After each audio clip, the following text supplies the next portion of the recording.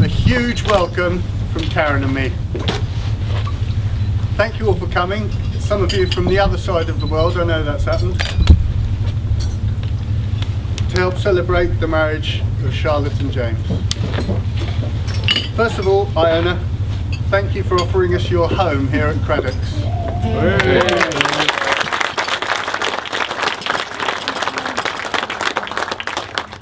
For this very special occasion. We all get on so famously, and it's been wonderful sharing all the planning and preparation with you. And believe me, there's been a lot of planning and preparation. I hope you'll all agree that Karen and Charlotte, together with a great many helpers, that if I tried to list them all, I'd miss someone and then I'd feel awful. So just thank you everyone that's helped get this together. Thank you very much. Yeah.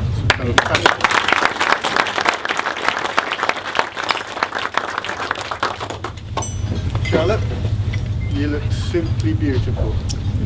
Yes, she does.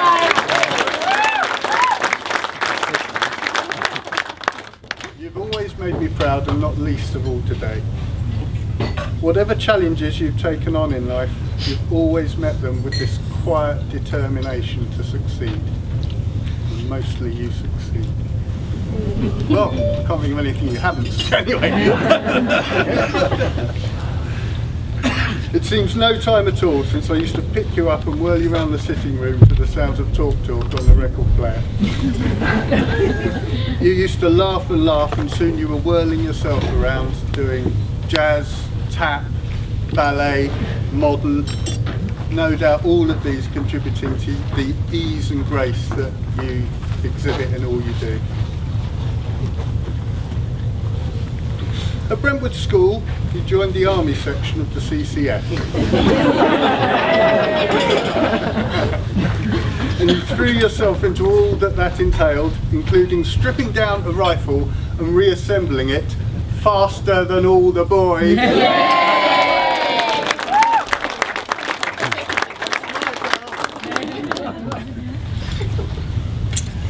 At university, you chose to read psychology, which included a placement here.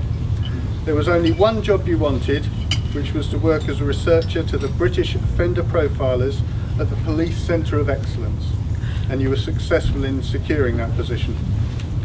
You had an incredibly interesting and challenging year and assembled the information for your dissertation entitled Predicting Offender Age from Crime Scene Variables in Murder.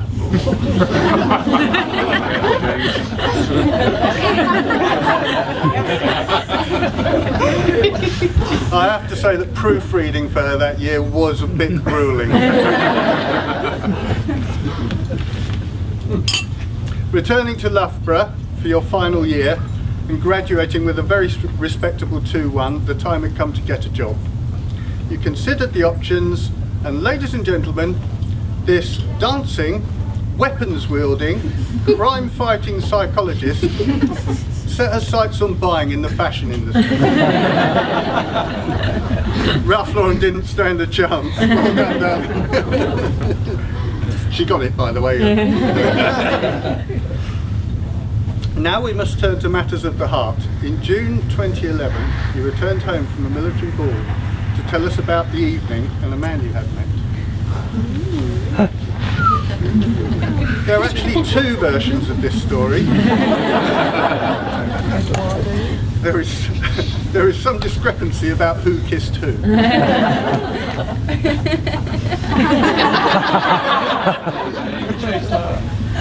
Who was there? Right. You're going to have to judge. James led the charge. Nonsense. According to James, Charlotte made a lunge.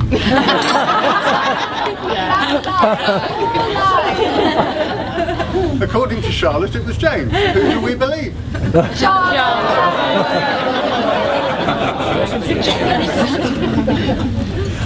It was clear from the beginning that this was a significant meeting, and the romance that ensued gave great joy and intrigue to the ladies in the family. Karen was so excited the first time James visited that she had to resort to the old Dutch carriage, even though she'd vowed she wouldn't. Since that first visit, it's always been an absolute pleasure to welcome you, James, into our home, and we now heartily welcome you into our family.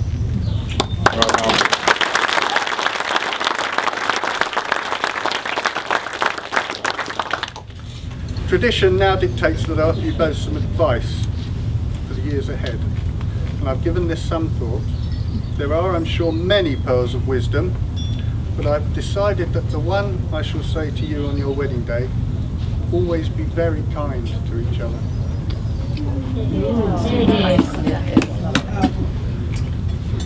It now remains for me to ask you to be upstanding and raise your glasses to the bride and groom. Bride and groom. Well